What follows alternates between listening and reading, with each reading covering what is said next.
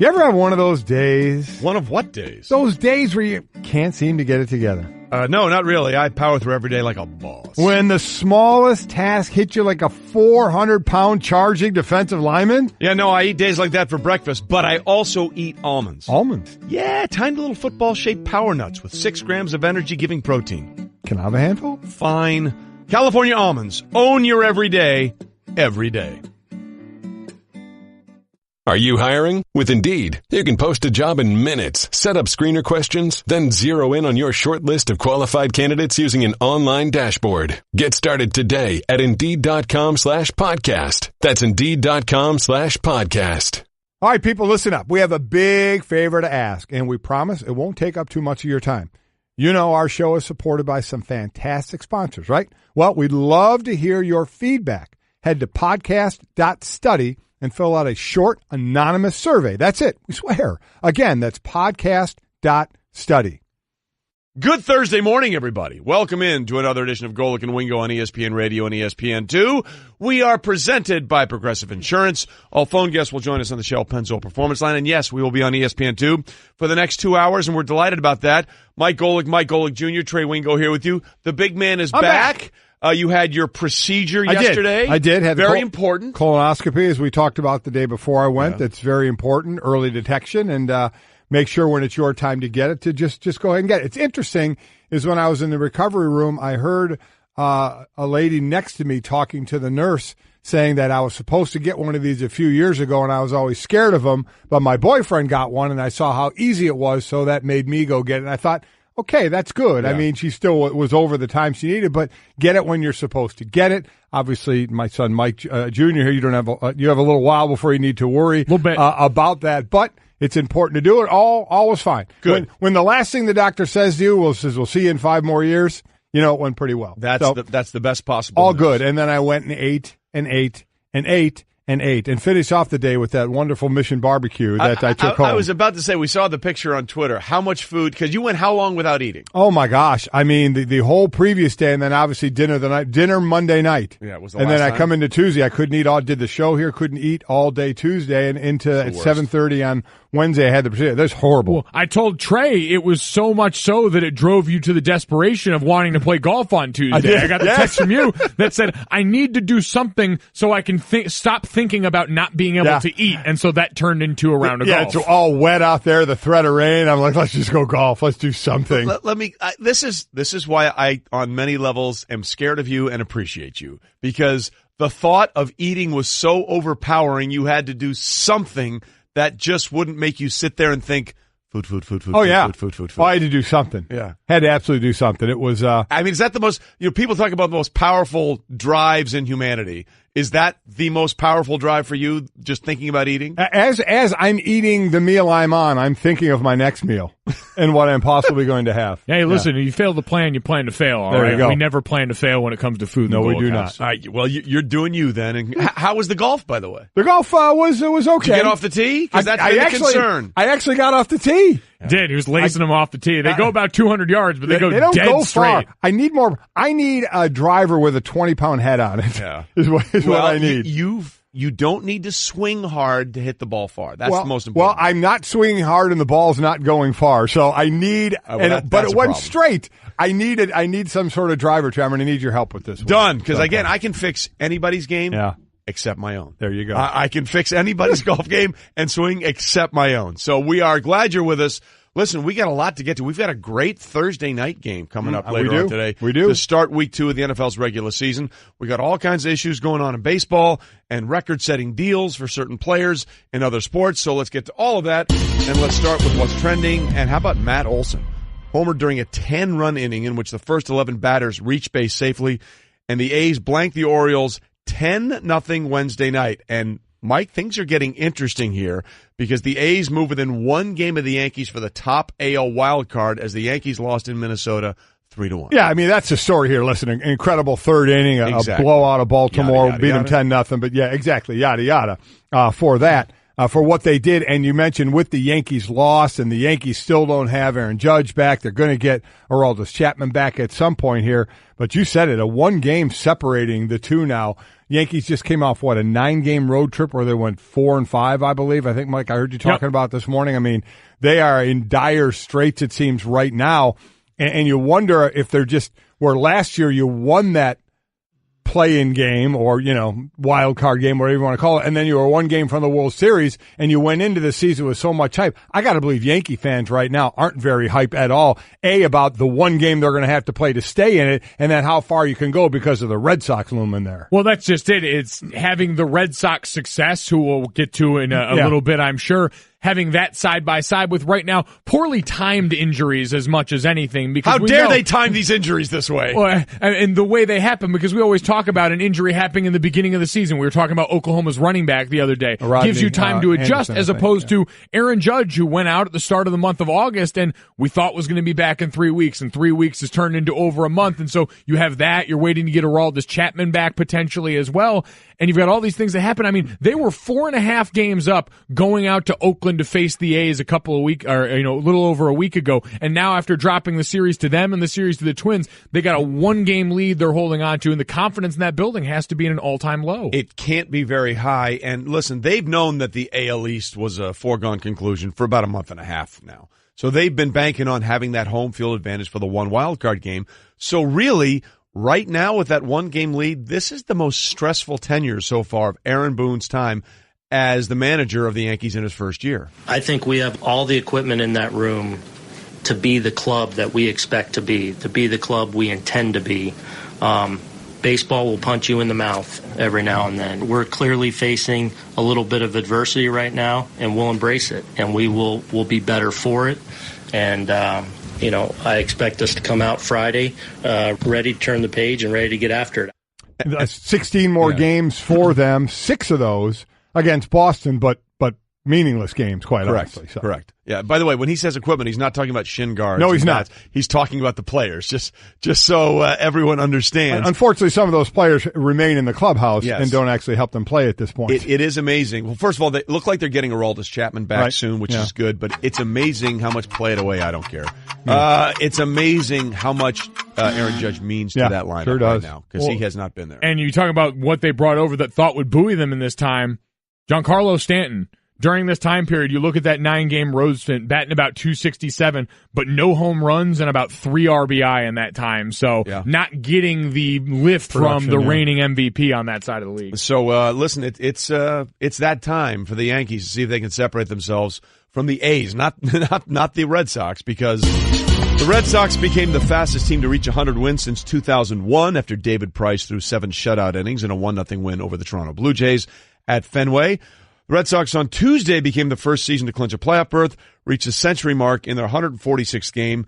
The 0-1 Mariners reached 100 wins in their 140th game when they went on to win a Major League record 116, but of course they didn't even get to the World Series that year. Yeah, and so forget Boston and that record. Boston has 16 more games. They would have to go 16-0 just to tie the Seattle Mariners with 116 wins, but they just need 5 more for the franchise record. So I think out of the last 16, they could probably, scratch out 5 wins and be able to pull that one off. They won 104-50. I believe it was in 1946 when they lost to the St. Louis Cardinals in the 7-game World Series. So I think they're good there, but the single-season record for Seattle in 0-1 is safe. Yep, looks like it's going to be safe. Next up for them now, they clinched a playoff spot yesterday, 100 wins today, and now it's, all right, win the AL East, go out and cement that in a way that we know has been a foregone conclusion, but they toasted with champagne the other day. You get to pop champagne once you finally won the division outright. Yeah, listen, this is a really interesting phenomenon because we had it yesterday. They've clinched our playoff berth for the first time in three straight seasons. That matches a franchise best. Every other time that they've done that, they've won at least one World Series during that time frame. They haven't done that yet, so maybe this will be the year that they continue that streak as well because they've made it to the postseason for 3 straight seasons. And by the way, the Red Sox, what everybody's talking about, brought to you by Capital One. Capital One is reimagining banking, offering accounts with no fees or minimums that can be opened in 5 minutes. Capital One, what's in your wallet? Capital One, N.A. As we said, the Seattle Storm, or was about to say, beat the Washington Mystics 98-82 to clinch the 3rd WNBA championship in their franchise history, last done in 2010 and 2014. It is the 6th finals sweep since the series moved to a best-of-5 format in 2005, and the second for Seattle. And what more can you say about Breanna Stewart? Oh. She left UConn 4 straight national championships, and now she's the 6th player in WNBA history to earn MVP and Finals MVP honors in the same season. It's ridiculous, her career. At UConn, her teams won 151-5. 151-5, and 4 of those losses came her freshman year. Then she went undefeated, 1 loss undefeated. And now MVP, 6th person to be the MVP in the regular season and in the finals as well. So monster game for her. I congrats to Natasha Howard. She was someone who had been a reserve in the last 3 a title series. She actually won one last year with Minnesota, but off the bench.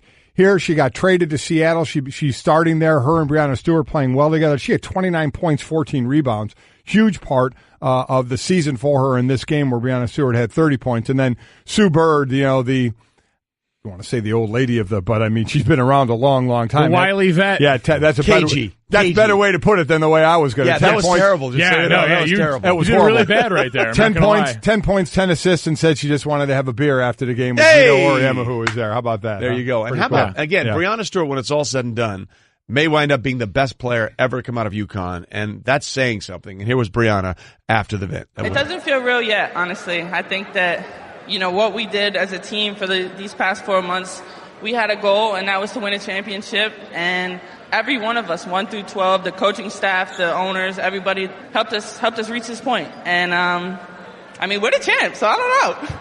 Yeah, you are the champs. There's a lot of winning that's going on there. It's just funny to hear her in that role. Gino, you mentioned Gino before, talking about Breanna and saying she was a really unassuming superstar, was the WNBA Rookie of the Year, but the team's success didn't really match it that season. And because she's got that winning pedigree, the drive kicked up that much more to want to get back to this stage. And to hear the affection that everyone, the young players on this roster, talk about Sue Bird with, the way they rally around this veteran who had kind of helped them out throughout all of this, was pretty endearing. We know it's not always that way in the world of sports, but to see it play out in this situation and for them to get this win that was really dominant. I mean, we came off of finals where the Golden State Warriors were certainly dominant. This was that level. Yes, we know road playoff when it kind of been evading them, but this was wire to wire. They basically came out and put the burners on right away. Also, shout out to Jewel Lloyd by there, former Fighting Irish great, getting a dub there. So exactly right. We're not without a ring in this either, UConn.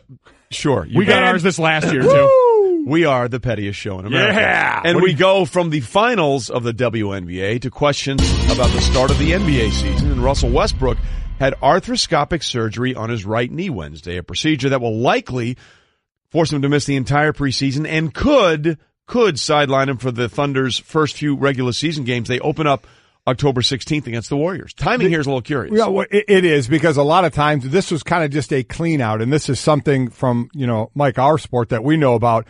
Guys that do clean outs, we used to call them oil changes. We used to, once the season ended, everybody would kind of line up and get whatever scoped you need scoped to kind of get cleaned out. This one obviously went a while into the offseason, so it didn't seem to be bugging him at all. I'm not saying it's anybody's fault at all. This one just started bugging him as he was training, to the point where, okay, we're going to need to do a clean out. They listen, they don't obviously need him in the beginning of the season. This is one where they can rest him as much as they need to. It's a long season to get him right for when he needs to be right. But, still, whenever a guy's going under, there's no minor surgery. Whenever you're the one laying on the table and you're about to go under and they're going to go in your body somewhere, it's not minor surgery. So, and he's had 3 previous knee surgeries. I think that could be the key here, to make people say, a little bit, just the amount of work on that knee. Well, I think actually on the other side, it calms me down a little bit. I think they said he missed the final 9 games of the 2013 postseason, but to know he's had that and still come back, because you worry about, and we saw this happen to a much different extent and a much further extent with Derrick Rose when he succumbed to a lot of those knee injuries. These scopes are a lot less invasive procedures and a lot less structurally changing. But you worry explosive guys like Russ, because that's his game, is getting up and down the court from foul line to foul line as fast as anyone in the league, and his explosiveness around the basket that you think maybe suffers. So knowing he's got this as a part of his history, to me, makes you breathe a little more of a sigh of relief. Yes, and look, as much as you'd want him there for the start of the NBA regular season, which begins October 16th, as we all know, the NBA doesn't really start until Christmas, and then the playoffs come around in April. So, look, take it now. Obviously, it's not ideal timing. You'd want him there for the start of the regular season as he's coming off back-to-back seasons where he's averaged a triple-double. It's amazing how much more we valued one of those seasons than the others. How about when it's all said and done. But look, you get it done now. You miss some games in October. That's fine. You don't want him to miss games in April, May, and for their sake, potentially June. All right, Golic and Wingo presented by Progressive Insurance, cars, homes, boats, motorcycles, RVs, and more at Progressive.com.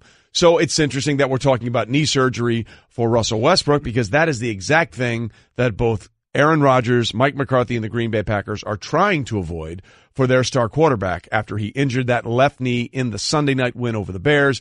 Came back in the second half, did what he's never done before, throw those 3 fourth-quarter touchdown passes, rallying them past Chicago for the win. And now the question is, will he be able to play? As he said he would, he said after the game, I'll let you guys know what's going on Wednesday. That was yesterday. Here's what Aaron had to say about where he is in his ability to play Sunday against Minnesota. Move around a little bit in a circle, small circle that I was moving in Sunday night. So if I can get back to that, hopefully a little better than that without pain, then hopefully I'll be able to go. Okay, just going to move around in that circle, try to run around, make some throws. So if you're a Packers fan, do you think you're expecting to see him Sunday? I don't know. I mean, listen, the only one more vague, and they're way more vague, is hockey. Hockey, what he just said, lower body injury. They'd probably say upper body injury. This is a knee sprain to which we all say, yeah, no kidding. I mean, seriously, which 3-letter, knee ligament was it? Was it the ACL, the PCL, the LCL, the MCL? We don't know. We all think it was the ACL, of which he's hurt before. He tore it partially as a 16-year-old playing basketball, surgery on it his first year in college, had it scoped in 2015, so he knows, as he has said, I know about my left knee being hurt. I haven't done anything structurally bad to the right knee. So this is that left knee. What we don't know is remember, gang, what a sprain is, and we don't know what grade it is. If this is a grade 2 sprain, there's partially tears in there. It's just a matter of how much it is. A sprain stretches those ligaments to the point of how much does it tear. Grade 3 is the tear, is when you're going to get surgery and it's going to be done. We don't know what grade this is. They didn't say. They just said a knee sprain. So a lot of it is going to be the stability, if it is the ACL, and then the pain he can take when he's on the run. And can he hurt it more? And Minnesota is certainly a defense that could put him on a run, and that's a lot of times where he does his best work. So a lot of it is going to be pain management because, as we know, you get that injury in a game, Mike, that adrenaline kicks in and you're able to play a little bit. That's why we said the next day and next few days, even to now, going to be very, very sore. So that knee sprain is something, but we still really have no idea of how damaging that sprain was. No, but I look at this 2 ways, which is one, either they're trying to play this close to the vest because, as we've seen, coaches keeping quarterback decisions mum to try and get an advantage going into the next weekend, especially one where Mike Zimmer on the other side openly says, this guy walks on water. We expect him to be out on the field. They'll practice with him ready to play. And they'll practice with him ready to play. But if you're Green Bay and you think, all right, there's a chance we might have to use DeShone Kizer, we can get him ready without them necessarily planning as much with that in mind, at least having the threat of Aaron Rodgers. But I look at this and say I'm much more confident and comfortable with them putting him back on the field this week than I was going into the second half last week. More info, right? You've got a lot more info and you've got a lot more time. Like Aaron mentioned, that small circle. We don't have to worry about him breaking the pocket. He's smart enough and knows enough about this to where he's, instead of going to try and extending plays and make the big play, get rid of it and live to fight the next down because he's confident enough that next down can be good. But how different could it be against? No, listen. I think the Chicago defense is getting better and better. But the Minnesota defense is basically the best in the league. So getting away with which took him out last year against the Minnesota defense than it is, I think, against Chicago Bear defense. I agree with you. So there's 2 things to weigh there. How much do you factor in who they're playing, and how much do you factor in where you're playing? Because this is the home game for the Packers against Minnesota, which means you're going to have to go on the road to Minnesota, which is where he got hurt last year when Anthony Barr drove him into the ground, which, by the way, would be a penalty this year. It would. A new point of emphasis, one of the many that the NFL is implementing in 2018. So how much do you really factor in who you're playing and where you're playing them, or does that not matter at all? I don't factor in where I'm playing at all, and quite honestly, you want to win those home games. Yes, you do, but I don't factor it in. And quite honestly, I hear a lot of people saying just have him sit this game because it's against this defense. My thought is, if you think he can play, then play. I don't care who the opponent is. If it was a bad opponent, some would say just sit him and rest and you can win it with Kizer. There are those saying just sit him against Minnesota, take the L, and live to fight another day. I guess my thought process is, if he feels like he can play, or this is what it comes down to the doctors. This is when you sit to the doctor and say, listen, if he sits another week, how much exponentially better is he going to be next week? Because this is a sprain, gang. It doesn't go right away, a knee sprain. Again, depending on the grade of it, which we don't know. So that's what you have to find out from the doctors. How much can he re-injure it or hurt it again if he plays to keep him in that kind of it's not feeling good during the week to exponentially how much does it get better if we wait another week? Yep, and from a game plan side of things, you'll be much more adept at protecting him. The way you did in the second half, that game plan completely changed on a dime at halftime. You have much more time to figure out what's going to make him comfortable and how soon you can do it. When it comes to hiring, you don't have time to waste. You need help getting to your short list of qualified candidates fast. That's why you need Indeed.com. Post a job in minutes, set up screener questions, then zero in on qualified candidates using an intuitive online dashboard. And when you need to hire fast, accelerate your results with sponsored jobs. New users can try for free at Indeed.com/podcast. That's Indeed.com/podcast. Terms, conditions, and quality standards apply. Support for the Golic and Wingo Show podcast comes from our friends at Rocket Mortgage by Quicken Loans. Let's talk about buying homes for a minute. Because of rising interest rates, there's a lot of unpredictability when it comes to buying a home these days. It's causing a whole lot of anxiety with folks. Well, our friends at Quicken Loans are doing something about it. They're calling it the power buying process, and here's how it works. Quicken Loans will verify your income, assets, and credit in less than 24 hours to give you a verified approval. This gives you the strength of a cash buyer. Then once you're verified, you qualify for their all-new exclusive Rate Shield approval. First, they lock your rate for up to 90 days while you shop. Now here's the best part. If rates go up, your rate stays the same. But if rates go down, your rate also drops. You win either way. It's the kind of thinking you'd expect from America's largest mortgage lender. To get started, go to rocketmortgage.com/Golic. Rate Shield approval only valid on certain 30-year purchase transactions. Additional conditions or exclusions may apply. Based on Quicken Loans data in comparison to public data record. Equal housing lender. Licensed in all 50 states. NMLSconsumeraccess.org number 3030. I like vibing. I like vibing a lot. Look, Cookmaster Cliff Cliff does, help me does out his there. thing, man. It's definitely better than toe tapping. Yeah. To say you're vibing, just sounds don't actually kind of cool. Just say it was a knee slapper, then it's Doesn't really What are you bad. good at? What millennial? What? You're over there shaking your head I'm just at letting us. you guys enjoy this, man. Vibe away. Isn't vibing better than toe tapping? Yeah, it's a market improvement. Is vaping better than vibing? No, vaping is not better than either of those things. Moving on would probably be better than We all took of an odd those. turn there. Golic and Wingo on ESPN Radio and ESPN2, as we will be henceforth now and forever for the first 2 hours of this show. Presented by Progressive Insurance. All phone guests join us on the Shell Pencil Performance Line, but it is time for Straight Talk. Brought to you by Straight Talk Wireless, best phones, best networks, no contracts. And this might be one of my favorite Straight Talk segments of all time. Because we all saw what happened week one for the Buffalo Bills. Nathan Peterman was out there against the Ravens. They didn't get a first down in the entire first half. So they're playing the Chargers this week. Now, you might recall a year ago they played the Chargers, and head coach Sean McDermott decided to make a change at quarterback. Mm-hmm. Why he decided that week to go away from the mobile Tyrod Taylor to the statuesque Nathan Peterman against Melvin Ingram and Bosa, I'll never understand the two rush heads for the Chargers where you need a mobile quarterback. Didn't go well, if I remember correctly. It did not. Peterman threw 5 first-half interceptions, and then Tyrod Taylor came back off the bench. So this time he's doing the same thing except the exact opposite. He is playing the Chargers this week. He's making a quarterback change, but he's going away from Nathan Peterman, and he's going to the rookie Josh Allen, who will make his first start of his NFL career.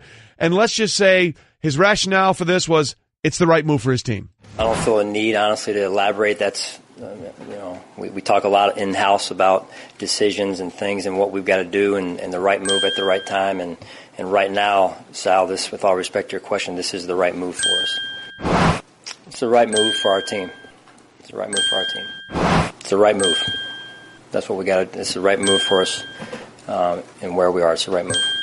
I'm not going to get into how permanent it is, guys. And, again, you got to understand where I'm coming from. It's the right move for our football team, and I'm not going any further than that. It's the right move for our team. I've got confidence in Josh. I have confidence in this football team, and it's the right move for our team.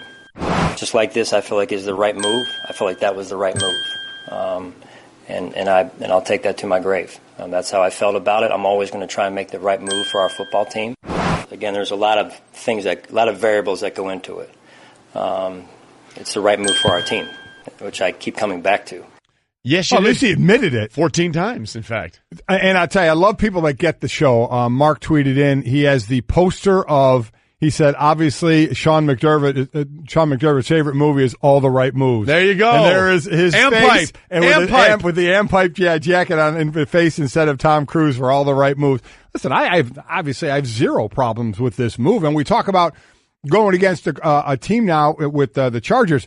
Josh Allen is a pretty good athlete. Josh Allen can get on the move, I think, better than Peterman, without question, can get on the move. That is a big, strong-looking athlete. So, at this point, too, it's about turnovers. Peterman, and listen, he had a better preseason, and I get why you started him. I completely understand that.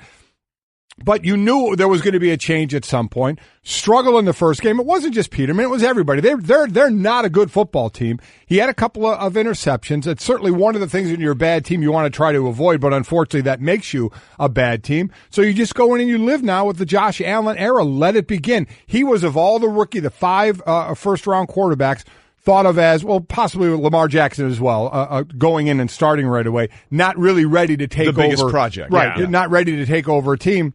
And that's kind of what we saw out of him in the preseason. Big, strong arm, but every now and then that throw was like, woo, where was that one going? But I really don't have a problem with this one at all. Where the team is, know your team, know your situation, and say, let's just start the clock.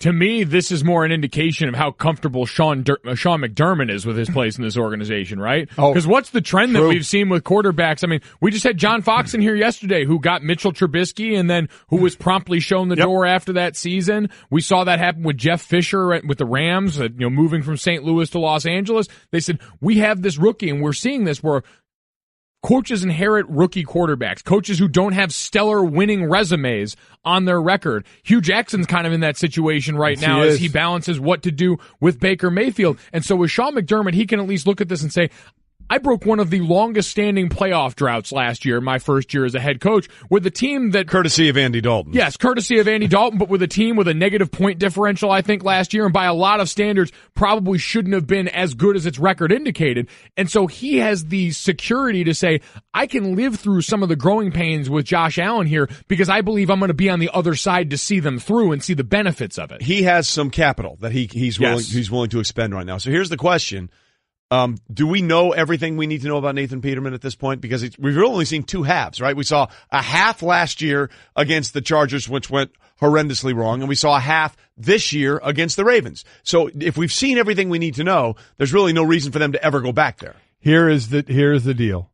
When you're not basically a first or second round quarterback, the amount of time and chance you get to say, I'm going to either put you aside and we have now boxed you into what you're going to be, or if you're a first-round pick, how many quarterbacks in general get a lot of chances. But if you're that first-rounder who struggles, you get chance after chance after chance to prove yourself. And I know from your experience, Mike, it's not just the quarterback that goes through this. If you're a later-round pick or an undrafted free agent, your window is small. When you get your chance, you better show. And if you don't show and go the other way, look bad, you're going to kind of get pushed aside and not taken as maybe this can be our guy type of a player. Yeah, we don't know what Nathan Peterman is, and we're not going to get a chance to know because you don't get those kind of opportunities. In the right setting, could a guy picked where Nathan Peterman was picked have developed fifth round, into by the way. A fifth-round pick? Right. Could he be developed into a competent backup? Sure, but he was thrown into a situation. I mean, we talked about one of the big reasons not to put Josh Allen on the field right away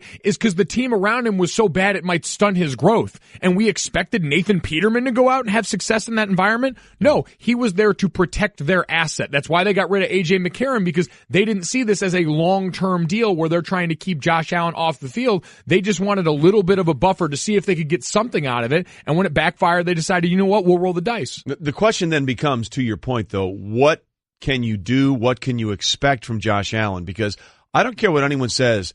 You can ruin a quarterback in that first year. We'll never know what David Carr was going to be in the NFL because in his rookie year he was sacked 76 times or 7, which is ridiculous. Now, I'm not saying the Bills are going to give up that many sacks, but at the end of the day, you do worry about exposing this guy to too much damage and if that's going to hurt him going forward. But at this point, we know where we are with Nathan Peterman because, as you said, where you picked him and you played in all the money and all the cards on Josh Allen. Let's roll the dice, see what happens, and hope those rush ends don't get to him like they did to Nathan Peterman a year ago in Los Angeles. And that was Straight Talk, brought to you by Straight Talk Wireless, nationwide coverage on America's largest, most dependable 4G LTE networks.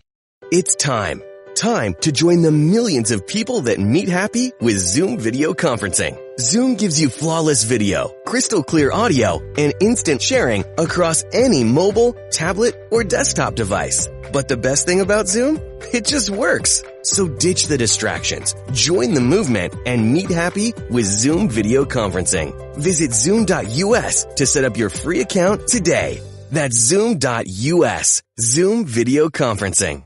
Technology powers your business, and technology changes. But chances are you're still using video conferencing that was wow 10 years ago, but feels more like whoa today. Ditch the choppy video and crappy audio and get back to wow with Zoom. It's the easiest, most reliable video collaboration suite, and it costs about a third of what you're probably paying now. Wow, not whoa. Visit Zoom.us to set up a free account today. That's Zoom.us. Zoom video conferencing. All right, time for Kirk Herbstreit's $1 Million Moment, brought to you by Eckridge. It's LSU, it's Auburn, it's Herbie.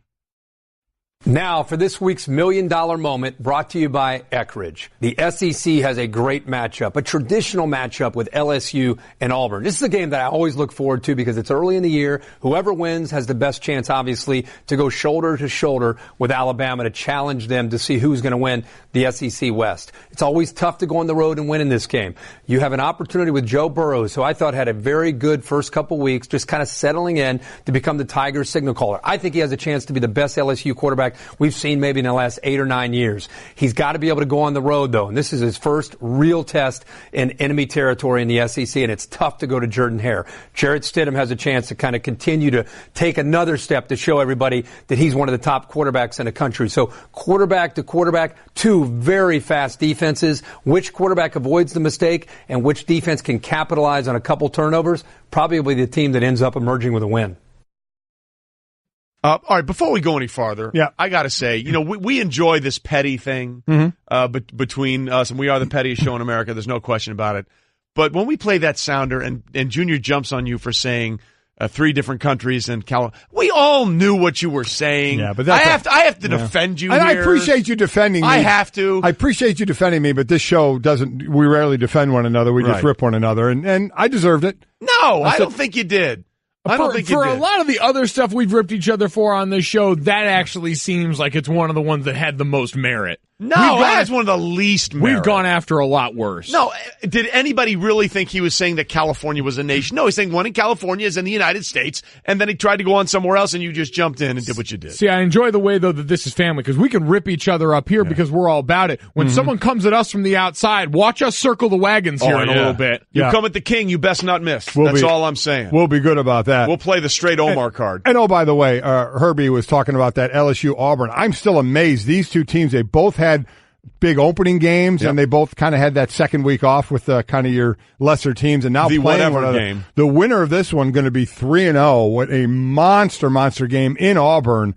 And LSU, it's Ed Orgeron. Everybody talked about him being on the hot seat before the season started. They look fantastic in week 1. All of a sudden, it's, everybody's changed. That's how it works, the overreaction after week 1. But this one, 3 weeks in, is really going to start to set the table in the SEC with these two teams. Well, it's interesting, too, because we had Herbie on earlier in the week, and we talked about this game and how important it is. LSU had the upset last year in Death Valley over Auburn. Obviously, it's a Jordan-Hare this time around. We know what Jarrett Stidham is, but you heard Herbie saying that in that $1 Million Moment, talking about the Ohio State transfer for LSU, saying he's the best quarterback they've had in 8 and 9 years. That's really kind of a low bar, right? Because that's been the issue with LSU over the past 10 years. They've had everything else, but they haven't had decent quarterback play. How important is it for him to show up and be the guy they think he can be in a game like this? Well, I mean, Joe Burrow, who we're talking about. I mean, he's completing under 50%. He's at 47%. The not completion good. Percentage is not great. He hasn't thrown any interceptions.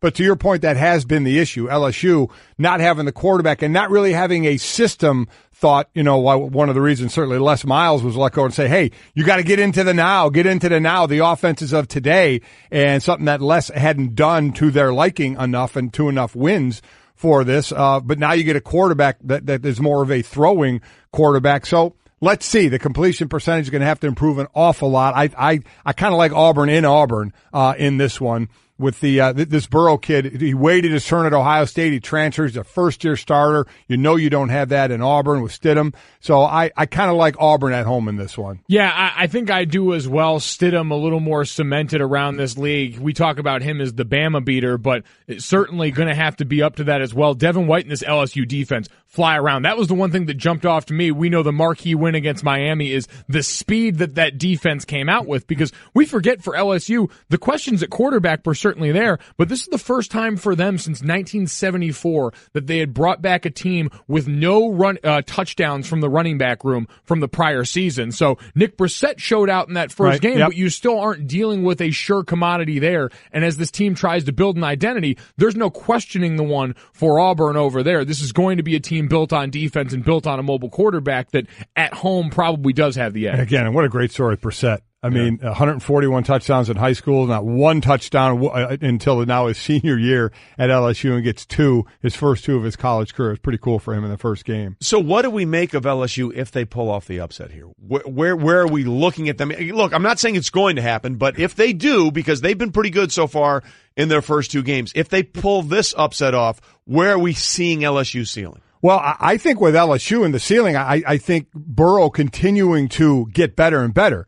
He's at 47% completion now. I would have a hard time believe that's what's going to be the season. So you have to think if they pull this thing off, and you have to feel that he is going to get better. Again, it's his first year starting. So if he grows into that, we know what kind of defense LSU have. They have studs all across and athletes all across that defense. So I think it's more of it can be a defensive-led team, and then if that offense starts to play catch-up, and it would start obviously with a huge win in Auburn, then I think, because of the athletic ability they have, sky could be the limit there. If you get a win here, you have the three most important weeks of your season coming up next, because that's where you make sure Joe Burrow's ready to go, because you get Louisiana Tech, Ole Miss, and Florida, and a Florida team that's reeling but always going to be talented defensively. Felipe Franks, unfortunately, in that offense, just not going to give you enough to win, because then after that, you go Georgia, Mississippi State, Alabama. Right. That is a murderer's row of a stretch right there that you better be fully locked in playing your best ball for. So if they get through this weekend, their only reward is making sure they go back to work for those next three games while they've got a chance against inferior competition to tune it up. And then really quickly, you have Ohio State TCU, the last game, the last suspension game for Urban Meyer. 13-point favorite is Ohio State in this one down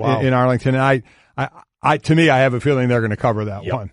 Well, listen, let's just say that the Buckeyes are very motivated. Yeah. That much we can say with great certainty, and then we'll see what happens after this game when Urban comes back and where this thing plays out. All right, coming up, we'll make the shift from college to the NFL. What can the Giants do to avoid another 0-2 start? Landon Collins, their safety, has a very specific game plan, and he's not wrong. We'll talk about that. Stay with us. Remember when you couldn't order a ride at the press of a button? Or get online without hearing this? Or get Domino's delivered to over 150,000 unexpected outdoor locations? Wait, what? Introducing Domino's Hotspots. You can finally get pizza delivered right to the beach, the quad, or the dog park. Not at home? Not a problem. Find a Domino's hotspot near you and get 2 medium 2-topping pizzas delivered for $5.99 each. 2-item minimum. Handmade pan pizzas will be extra asked for this limited time offer. Prices, participation, delivery area, and charges may vary. Restrictions apply. Visit Domino's.com for details on Domino's Hotspots. You know what's driving me nuts? That I'm the better looking one? No. Waiting to check out at the grocery store when I'm hungry. My instincts kick in and I just want to smash through the line. Well, you should make things safer for all of us and try almonds. They have 4 grams of hunger-slaying fiber, which can be game-changing, even for a man of your stature. Not a bad idea. But what if I'm in line waiting to buy almonds? Stick to the self-checkout and remember to breathe. California almonds. Own your everyday. Every day. Are you hiring? With Indeed, you can post a job in minutes, set up screener questions, then zero in on your short list of qualified candidates using an online dashboard. Get started today at Indeed.com/podcast. That's Indeed.com/podcast. All right, people, listen up. We have a big favor to ask, and we promise it won't take up too much of your time. You know our show is supported by some fantastic sponsors, right? Well, we'd love to hear your feedback. Head to podcast.study and fill out a short, anonymous survey. That's it. We swear. Again, that's podcast.study. Delighted to be joined now by Chris Canty, of course, drafted by the Cowboys, won a Super Bowl with the Giants. Chris, you're with me, right? No matter what the record is, this is going to be the most watched game of the entire weekend in the NFL. Oh, no doubt. You're talking about one of the most visible franchises in the world, in the Dallas Cowboys, and, of course, the number one sports market in the country, which is the New York market, and, of course, the New York Giants. So, yeah, it's going to be a huge game. It's one of those games you can throw records out of the window. Both of these teams know each other. There won't be a whole lot of surprises. These two teams are going to get after it on Sunday night. More disappointing performance in Week 1, Cowboys or Giants? I would say the Cowboys. I mean, this is really a show-and-prove year for Dak Prescott, and he underwhelmed. Got sacked 6 times on Sunday, and a couple of those sacks he ran into himself. It wasn't the offensive line's fault. So, I think he's in a situation where he's got to demonstrate to the Cowboys that he's their franchise quarterback. Keep in mind, there is no fifth-year option on Dak Prescott's contract. He was a fourth-round pick, so he'll be going into a contract year next year. He's already talked about the contract and wanting to discuss that this offseason coming. So, I mean, in order to have those kinds of conversations, you have to go out there and produce on the field. And, the last few games, he hasn't been able to do that. Talking to Chris Canty, ESPN 98.7 on the Shell Pennzoil Performance Line. And, Chris, I know Dak's going to get a lot of the conversation because we've seen such great performance from Zeke in that offensive line. But how much do you look at Scott Linehan, the offensive coordinator, in all this? Well, I think Scott Linehan has to be a part of it. And when you look at Dak Prescott, the things that make him special, being able to have certain movement skills, they haven't implemented a lot of that into their offense in the last year and a half, say. But I think that we're going to start to see more of that. Jerry Jones has talked about having a quarterback that has a little bit of mobility. Some of the things that Cam Newton brings to the table, Dak Prescott can also do, although I don't think Dak is the runner that Cam is. We have seen Dak on occasion utilize his legs on third downs in the red zone. Keep in mind the Giants did not play the read zone well against Jacksonville. Blake Bortles whipped off a 40-yard run. It's a copycat league, so I'm sure that Scott Linehan and the Dallas Cowboys offensive coaching staff, they'll see that, and they'll try to put pressure on the defense by utilizing Dak as a runner as well. Chris Canty with us from ESPN New York 98.7. Of course, a draft pick of the Dallas Cowboys, won a Super Bowl with the Giants and finished up his playing career with the Ravens. All right, let's get back to Dak here because I think, Chris, this is a very significant situation because his rookie year and Zeke's rookie year was all great. They worked in tandem. The running game was going. The offensive line was great, and that allowed Dak to do things that really he hasn't been able to do since. Dak has thrown for under 200 yards in 8 of his last 11 games. Some of that, obviously, Zeke wasn't there for the suspension. The offensive line has been banged up. But at some point, you need your quarterback to make plays, not with his legs, but with his arm. How much are we going to see what Dak Prescott really is, say, over the next 3 or 4 games? Well, I think we're going to have a chance to see that because teams are going to try to stack the box and take away Ezekiel Elliott. They're going to present 8- and 9-man fronts to the Dallas Cowboys, and they've got to find a way to get production from Dak, especially being able to throw the ball outside of the numbers. So I think teams are packing it in, and they're going to force those wide receivers of the Dallas Cowboys to make some plays. And, it's a group that, outside of Allen Hurns, Tavon Austin, you probably don't know or recognize a lot of the names. So I think this is a challenge for this offense, and it's going to be around all season. Ezekiel Elliott can take some pressure off of him, but, as you saw on Sunday, he only had 15 carries because the Carolina Panthers talked him out of being able to run the football with a lot of the fronts and coverages that they were playing. So a lot of this is going to be on Dak Prescott. We'll see how he responds. But, Trey, you already mentioned how he hasn't been a prolific passer all the games under 200 yards passing. In the last 9 games, he's had 9 interceptions. So, this is the time for Dak Prescott to step up and show that he's evolved to being a quarterback that can beat you from the pocket. As you guys both just mentioned, talking about the loaded box, Next Gen Stats defines that as one more defender in the box than there are blockers. In their first game of 2018, Zeke Elliott and the Cowboys faced a loaded box 53% of the time on runs, so really trying to deter that sort of behavior. So, Chris, let's go on the other side of this and look at the New York Giants, who faced, I think, a very talented opponent in the Jaguars and one that challenged them in an area of weakness for them still. What did you see out of that Giants offensive line that got a bit of a facelift this offseason? Well, they got a facelift, but they still didn't replace Eric Flowers. They just moved him from left tackle to right tackle, and he wasn't very good. They brought in Patrick Amame in free agency, and he's underwhelmed so far. So it's a group that is still trying to find its way. They're still trying to develop some chemistry. The only problem with that is your offense is not going to be able to have the balance that you're looking for because those guys are liabilities. You saw Nate Solder actually struggled a little bit as well going up against Yannick Ngakoue. I thought that was a bad matchup for him just because Ngakoue is a sneaky athletic edge rusher. And he just, presents some problems with Solder being able to bend. But, yeah, that Jacksonville Jaguars defense, personnel-wise, was positioned to exploit some of the Giants' weaknesses. And so I think that Giants offense has been reduced to a home run hitting offense just because their offensive line can't consistently block both in the run game and in pass protection. Chris, you know that Giant fan base extremely well. So how are they, or already are they 1 week in, not only watching their team, but they will consistently see what Sam Darnold was with the Jets and do the woe was me game? Yeah, these two players are going to be linked for their entire careers. And everybody looked at Sam Darnold as a potential successor for Eli Manning. Just from a skill set perspective, you like what he brought to the table, but I don't think anybody imagined that Sam Darnold would have this type of success early in his career. His regular season debut, the first play, throws a pick six, and then the kid bounces back to go 16-21 and throw 2 touchdowns. So, it's impressive to see what Sam Darnold has been able to do. But again, it goes back to what the Giants were trying to accomplish when they took Saquon Barkley with the 2nd overall pick. It wasn't about the future. It was about being able to win another championship in the Eli Manning era of Giants football. With that in mind, let's stick on that for a second, because if you look at the numbers, Chris Canty, you say, oh, look, Saquon had a big run, had over 100 yards, he had a very productive game. He did, but the problem is what we saw from Saquon Barkley is sort of exactly what we saw his entire career at Penn State. He'll get bottled up a lot, and then he'll make that one big run that's the highlight type reel.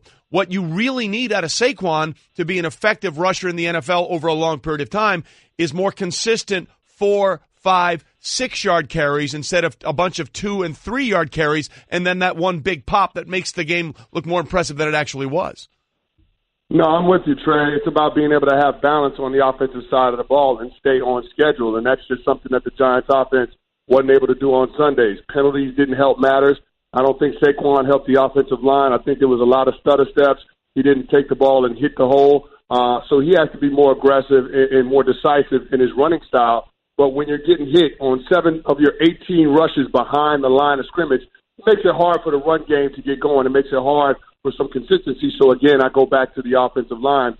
But, yeah, because of how this team is constructed on the offensive side of the ball, there's going to be a lot of pressure on those skill position players to make some plays just because the rebuild on the offensive line hasn't gone as well as Pat Shurmur would have liked it to. Talking to Chris Canty on the Shell Pennzoil Performance Line. All right, let's go to New York's other team in the Buffalo Bills. We got some news out of there. Josh Allen going to be getting the start after Nathan Peterman's less than stellar Week 1 performance. We've talked ad nauseum about this Bills roster not being loaded around him. What's your realistic expectation for let's put it this way. What would success for Josh Allen in Week 2 of this NFL season look like in your eyes? If he can walk back into the locker room after the game. That's really what it's been reduced to for me.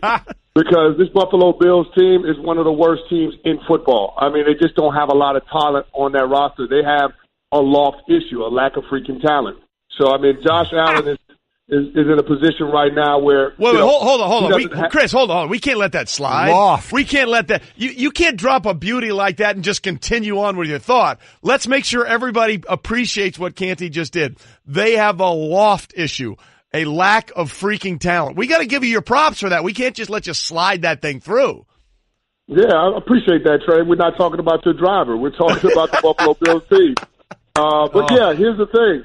They don't have a supporting cast that's going to help their young quarterback that's going to make things easier for Josh Allen. That's why they decided they were going to roll Nathan Peterman out there in Week 1. It's not because Nathan Peterman is better than Josh Allen. It's just because they don't want Josh Allen to have to take those lumps and bruises early on in the season. But I think Nathan Peterman was so bad that Scott McDermott and Brandon Breen, they didn't have any other choice. They had to put Josh Allen out there in Week 2. Well, see, that's why you're going to be joining us all season long, because you are the anti-loft. You are the anti-lack of freaking talent. Chris Canty with us from 98.7 New York. Chris, we appreciate it, man. We'll talk to you later on. Thanks, Chris. Thanks for having me on, guys. Just let him try and sneak that in. That's pretty good. Just try and sneak that in, and we're not going to recognize that? Lack of freaking talent. That was awesome. So here's the bigger question. Who's in more trouble if they fall to 0-2? Is it the Giants or is it the Cowboys? Well, I sit there, and you look at it from the most important position on the field, right? Right. And the Giants decided not to do anything about the quarterback position. So you have Eli for at least a couple of more years, and you need to see how that goes. While he certainly wasn't terrible in the game against Jacksonville, we talk about the plays that he maybe have left on the field that could have been bigger plays out there at with some of the throws that he had. And then in Dallas, do we think do they have their quarterback position? I mean, we're in the find out position. We're going to find that out. And are we actually questioning that? Are we questioning, is Dak Prescott the quarterback of the future of the Cowboys? I mean, because with the Giants, we know Eli is at least for the short future. Right? But with Dak, I mean, he's a young player, and you would have hoped he's your guy going forward, and you don't have to worry about that position. We know the Giants have to worry about that position in a couple of years.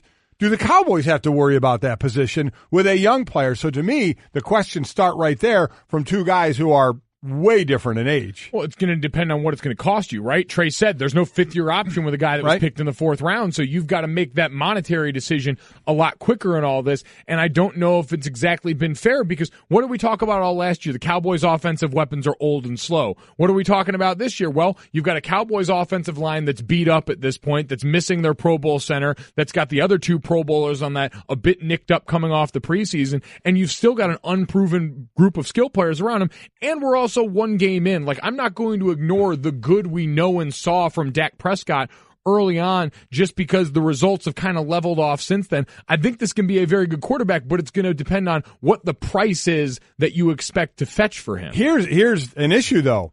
The good from Dak Prescott, a lot of people are going to say, are tied to Zeke. Tied to a great running game, which is Zeke and the offensive line, which is heavy hitters as receivers, which they don't really have. So the question will be, well, wait a minute. There are other great quarterbacks that make do when you don't have that. And if this guy doesn't do that, it comes to what are you going to pay him? Are there really that many quarterbacks in the NFL that are making do without comparable weapons in those other spots? There's a few, but not many. The one that, there's very few that come to mind when Brady you think and of Rodgers that. are the first two. I would say, it's Brady, Rodgers, Breeze, like all those guys. Well, Breeze has so many weapons. He has so many weapons, but I'm saying you're talking about guys that could do it without weapons if they had to do it without. I guess that goes to the point then of what are you willing to pay? Well, and what have we seen? Like, to me, are we going to say that Andy Dalton is markedly better than Dak Prescott because he was good enough to get paid by the Bengals, and when he's got weapons around him like he's got this year, we all kind of pull back and we say, oh, this could be worth something. Do we think Joe Flacco is down markedly better than Dak Prescott? Well, he's a lot better now that he has receivers around him. I guess that's my point, is you give quarterbacks in that mid-tier weapons, and it's amazing how good they can look. So is Dak Prescott worth enough to say, if we tie him down and then start to focus on building out the rest of our offense, is he worth, because we know him, we've had him in the building, and we believe on his best day we can still comfortably field a team with him? And see, that goes to the bigger issue with the Dallas Cowboys. When we're looking at the offensive line, and we're looking at Dak, or the idea that they let Dez go and they may try and bring him back. What's the plan? Like, what is the plan for the Dallas Cowboys? Yeah. Because let's be honest about a couple of things here. They're the only team whose owner is also the general manager. That's the way it works in Dallas. Even though his son Steven is really, I think, kind of they've taken him away. Jerry, we're talking about Jerry here. Right. They've taken him out of the mix. Like, remember a couple years ago, he wanted to draft Johnny Manziel, and they talked him into not doing that and drafting Zach Martin. But in title, he's the grand poobah, the master of the universe, all that kind of stuff. And a few years ago, somebody asked Jerry Jones, "Why don't you have a GM?" And his response was very interesting. He said essentially, "Well, let me ask you this question. If we bring in a GM and this GM says, hey, I want to sign this guy, I want to draft this guy, who do you think they're going to ask if they can do that? That would be me. So why would I bring someone in that's going to have to get permission from me to do the things that he wants to do anyway?" And I was like, exactly. You've just named the problem. Yeah. I mean, since Jerry Jones has been the general, look, I want to be clear about this. As an owner, he is a brilliant owner. The players love playing for him. He has made the Dallas Cowboys a franchise worth more money than I think anything else.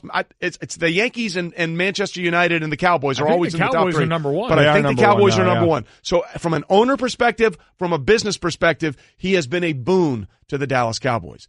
Do you know how many playoff wins the Cowboys have since 1997? Since 1997. When they won the Super Bowl. Yeah. No, they last won the Super Bowl in 95. Well, 95 season, 96 Super Bowl. Since 1997. You know how many playoff wins they have? None.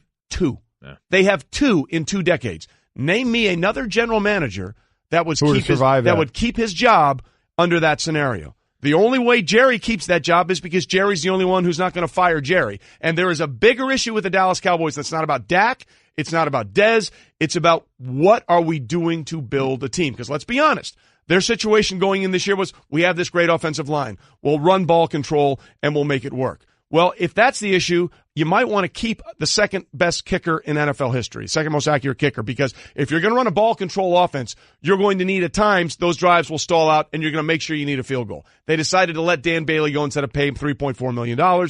They bring in the rookie Brett Maher, who may be great. All I know is that he missed his first kick when they were getting shut out, a 47-yarder. So now you look at that offensive line, Junior, that you talked to.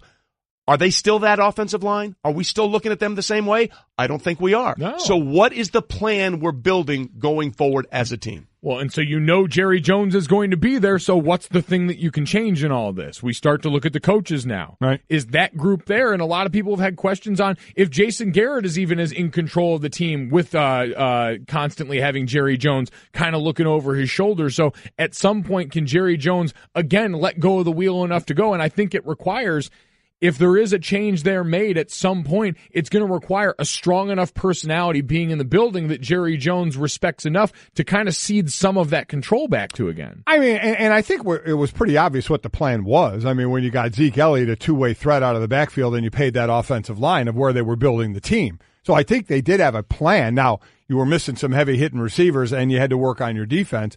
But a lot of times that plan can blow up when all of a sudden your great left tackle has a back issue, when all of a sudden your center has an issue where you don't even know when you're going to see him on the field again, and your great right guard tweaks his knee. Because I agree with you. As a group, I don't think this group is going to reach what they did before. Now, correct. Individually, I think Zach Martin had his knee injury wasn't severe. He can still be the dominant guard of all time. We have no idea when Frederick's coming back to center. Yeah. And Tyron Smith with a back, you never know when that thing's going to flare up. The Cowboys, I think, biggest shortfall in all of this was they were imbalanced even in the years where they were good. I look at the Cowboys right now and you look back at a team that's trying to do what they did, that's the Jags. Yes. Like they have a great defense, but that's a ball control offense that's built bringing in Andrew Norwell as a free agent. You made Brandon Linder the highest paid center in the league a while ago. You drafted, I'm blanking on his name right now, out of Alabama, left tackle Cam Robinson. Right. So you've tried to build that. You've got Leonard Fournette, a high pick in the backfield. Who, by the way, has issues with his hamstring. Who does. But more importantly, you've got the defense on the other side that's going to balance what you want to do with that ball control offense, and that's why they might be able to succeed where Dallas ultimately failed.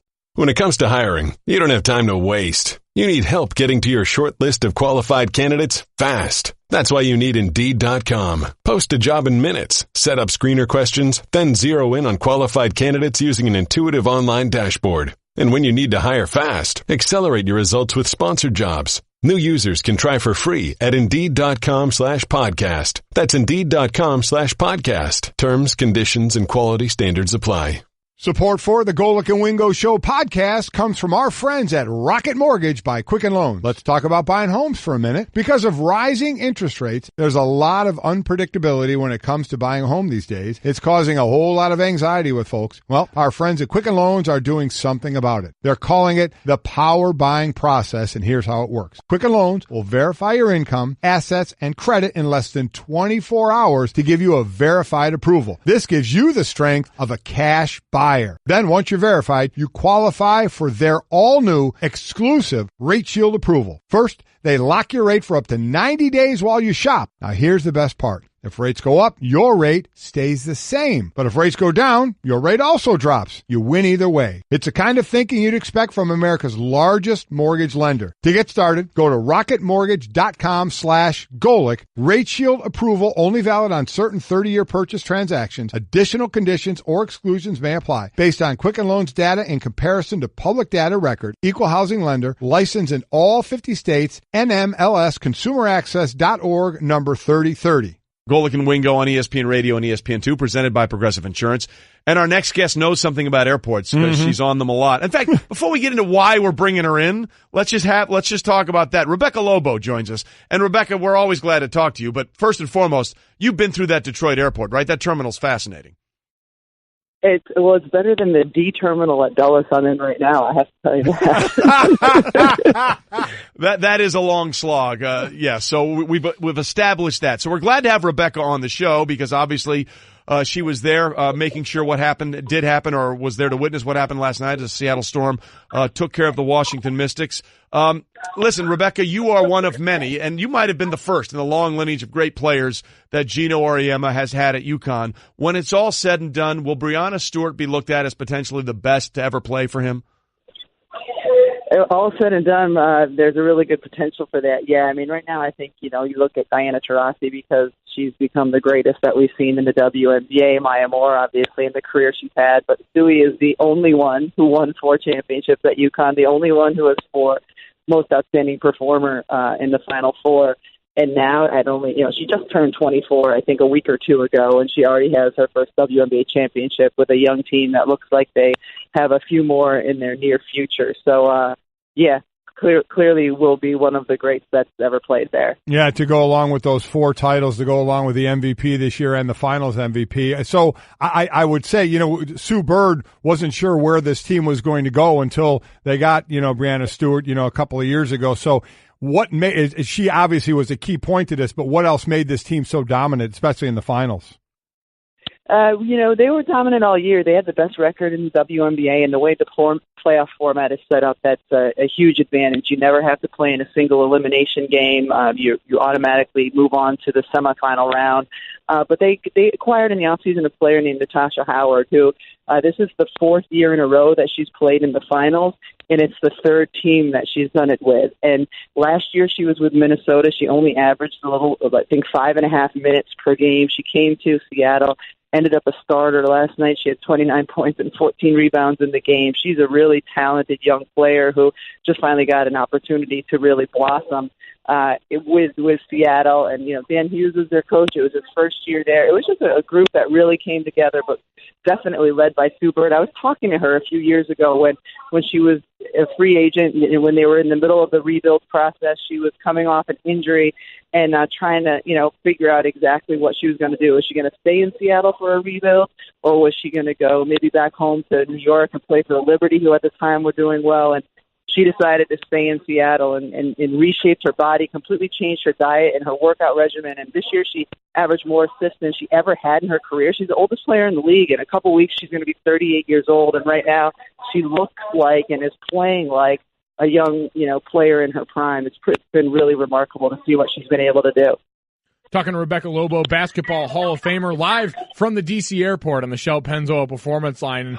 Not the Detroit airport. Not the Detroit airport, the D.C. airport. And you mentioned Sue Bird's been such a great story throughout all of this just because of the way the younger players on the team have rallied around her, have taken to her leadership. But she mentioned what she wanted out of last night when she talked to our own Scott Van Pelt was a beer with Geno Auriemma. And, I want to know, were you there to see that happen? Did she get what she wanted? And what's that relationship like for UConn players once they leave and now kind of get to visit with Geno as more of a peer than a player-coach?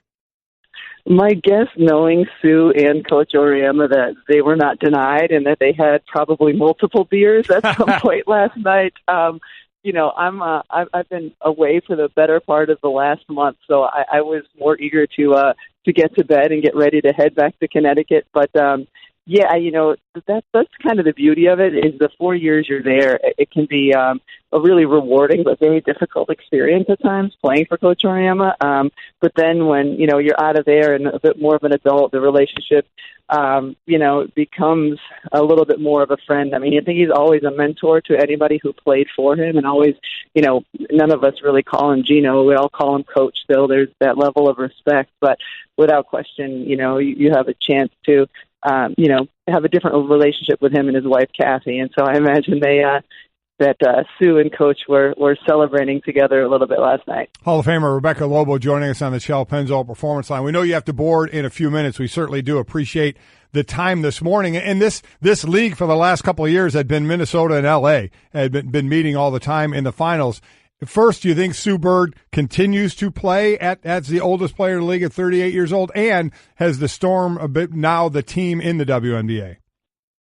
Yeah, I think yes to both of those. Sue, I think she's going to at least try to play for 2 more years. She's playing at such a high level. I think she's going to try to take it through the 2020 Olympics. I think the same thing for Diana Taurasi. Seattle's going to be really good again next year. Phoenix is going to be really good. The semifinal series between those 2 teams was spectacular. It was even, ended up being more exciting and more drama-filled than the finals because that was a sweep over Washington. I think Seattle would be, without question, one of the favorites for next year. Okay, before we let you go, as Rebecca Lobo is with us, seriously, when you're in the Detroit terminal, what's the first thing you do? What's the first thing I do? Try to figure out if it's going to take me 15 or 20 minutes to get to my next gate. Boy, isn't that the truth? Yeah. If you got to go B, C to A or A to B and C, it's a tough call there. They have the tram. That's the amazing thing about the terminal. They literally have a tram inside that terminal that can take you from one end to the other. That's true, but you know what, Trey? Like, I have to say, because I fly through Detroit a ton, I think the angriest passengers waiting to board are in the Detroit airport. Why is that? These are facts. I don't know if it's because I don't know why that is. I don't know if it's bad sushi. I don't know what it is, but that tends to be my experience. Wow, that's an interesting take. But see, this is why Rebecca's great. Yeah. She heard the rejoin coming in, us having the debate over airport sushi or gas station sushi. And she went right to it. She dropped the airport sushi line. Lobo, you're the best. Can I? Yeah, go ahead. Can I leave you with one thought? Please. Yes. Okay, so I'm flying United today out of Dulles, and I've gotten a notification that they're going to try the boarding process a little bit differently.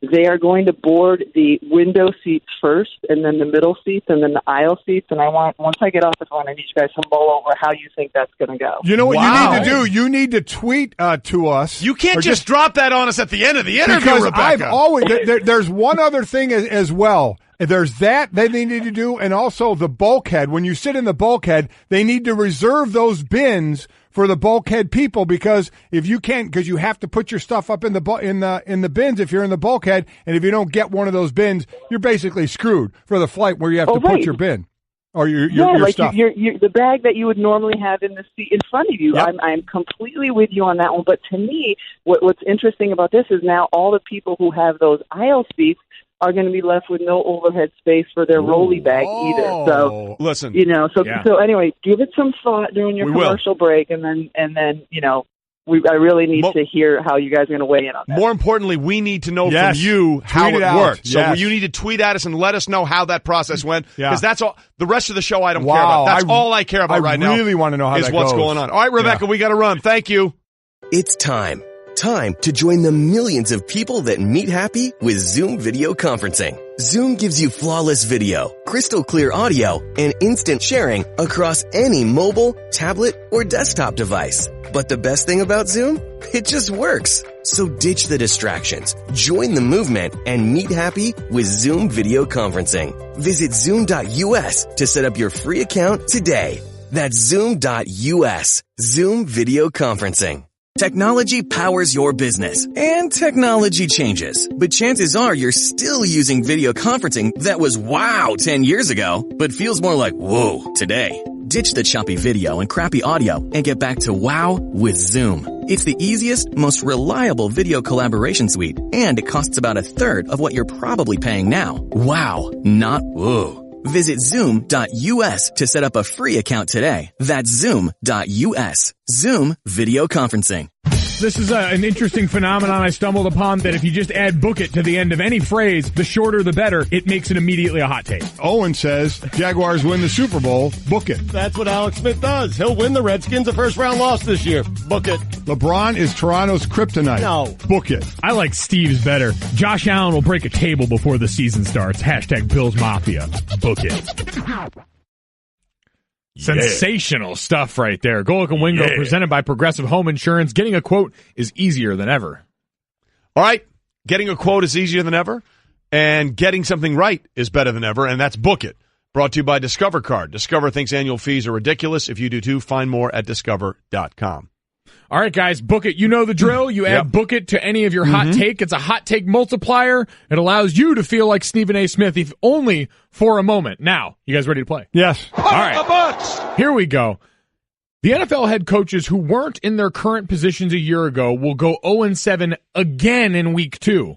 Book it. Again, so people understand, all 7 new head coaches all lost their debuts. I think the most we've ever had in that category, everybody to lose, all 7 of them the first time. I'm going to say no. Someone's going to win. Yeah. Someone is going to win. I'm not booking that. There's no way I can book that one again and say they're all going to lose again. That would be unbelievable. You got the Raiders playing the Broncos, the Lions at the 49ers. Not going to happen. The Giants at the Cowboys. Could happen. The Bears versus the Seahawks. That could happen. The Cardinals at the Rams. Yeah, that's not going to happen. The Colts at the Redskins. Not going to happen. And the Titans versus the Texans. That could happen. Could happen. I was going to say, I'll go. Although the Titans have, Mariota's banged up to Lenny Walker. Right. I really think it's either Matt Nagy or Pat Shermer. Yep. I think that's where I'm leaning. I would say I would actually give the Titans a chance against a Texans team that looked pretty, think I would tough as well. during the season. So I won't book this one. All right. The Yankees will be playing the AL wild card game in Oakland. Book it. I'm going to book that. We got just 15, 16 games left. They're not playing well. I know they're getting Chapman back. We still don't know when Judge is coming back. Oakland is playing better than the Yankees are right now. It's a 1-game lead that's just slipping away for the Yankees. I believe they will be on the road in the AL wildcard game. Book it. I feel like if I'm being honest with myself, I should say book it, but as I'm a diehard Yankee fan, no, I'm not going to book it. No way. They're getting that thing. Aaron Judge is coming back, and they're going to go on to have great success in the postseason. You go ahead and book this one, Cliff, by the way. Put it in the books. Because you can book it. Whoa, hey, where'd that one come from? Wow. Well, we move into the fall book, and everything's happening. Busting out all the nice toys for today, guys. But yeah, the Yankees' bat's completely cold right now. You get Judge back, we're still not sure in what form at this point. Seems like too little too late, go A's. All right, at this point in the season, some season, Nathan Peterman will start again for the Bills. Or at some point this season. At some point this season. What did I say? You said at this point some season. At this point some season. It was wonderful. Actually. It really was. It was so mangled. It was magical. That could also work. So basically, will Nathan Peterman start again this year? Yeah. Do you have book it? He's going to start again. Listen, we're 15 games left. Josh Allen going behind an offense and a line that is struggling. I think it's going to be very difficult for him, A, to succeed at a high level, and B, maybe not get even nicked up a little bit as well. So I do think Nathan Peterman will start again. Book it. Listen, behind that offensive line with a lack of weapons, there's going to be you're not wishing this on anybody, but there's likely that someone's going to get beat up. So, yeah, I think there's a possibility that Nathan Peterman returns to the starting lineup. Yeah, I'm probably not going to book this one. He's no. Big, strong kid, moves around very well. I'll hope the best for the young man because Bills Mafia needs something to root for, and I have a feeling it's going to be Josh Allen and that laser rocket arm. Speaking of laser rocket arms, Patrick Mahomes will be named the AFC Offensive Player of the Week again this season. At any time? Yeah. Oh, absolutely. I think you would book that. I mean, the Army has the weapons that they have. Just throw the ball on a hitch to Tyreek Hill. Yeah. And you may get 80 yards in the air. Well, yeah, either way, you get let him throw 1 yard and he runs 80, you get the 80 yards, or 80 yards, you get the 80 yards. Yeah. Plus you get Kareem Hunt, you got Travis Kelce. Wait, weren't you the one that was throwing water on the fire that we were trying to build about? No, you guys are just changing his tune. He comes back from the doctor and suddenly he's a new guy. No, I hope the guy is going to be a great player, but he's not. You guys have already anointed him as this great player. I am going to hold off a little bit, but I know the guy has talent and the guy has weapons. Yeah. So to think he's not going to put up some yardage this year, I think is ridiculous. So I do think that he will be the AFC Player of the Week again. Mike, you know who we are. The pettiest show in America. We're just trying to live up to billing. You are? Listen, like Trey's list from the other day, we're going off what we've seen right now. What we've seen is Patrick Mahomes absolutely ball out. So you can book this one all the way. He'll probably be named the AFC Player of the Week this week. Probably that 55% completion percentage should carry him more. Hey, man, if 55% gets you all those points and all those yards, who needs those extra few percentage points? Right. Stats. What do you got? We got a stats guy over here. What do you got? Okay. All right, I got this. Doug Marrone has watched a Super Bowl in the past decade. For anyone who missed it, Marrone said the last time he watched a Super Bowl, quote, probably when I wasn't coaching and I was allowed to gamble. Probably when I was like 12 when I had a little money on it. Allowed to gamble at 12. All right, we're finding some things out about Doug. So here's the question. Are we saying he hasn't watched one since 12, or what's the question? We're saying all right, here's the question. Yeah. Doug Marrone has watched a Super Bowl in the past decade. Are you going to book that? Are we talking watch it live or watch it on tape? either. Watched it at all because he claims to have not watched it on Absolutely tape. book it. He says his offensive and defensive coordinator watched it. I don't believe he hasn't watched it or seen some of Super Bowls either live or on tape. Here's why I'm not going to book that. Okay. I'm not booking it. Our friend and the greatest head coach in the history of Arizona State University, Herm Edwards, played in Super Bowl 15, and he swore he would never watch another Super Bowl until he either played or coached in a winning one. And he has stuck true to that until he came to ESPN. I was just going to say, when he came here, he was, so you can't say you stick to that. Well, no, he did until he became an analyst, and he had to. He still did. Man of his word until it became too tough. So until it became his job, he had never done it. So it's not Doug's job to do that, so I'm going to say it's possible he hasn't done it. I'm not booking it.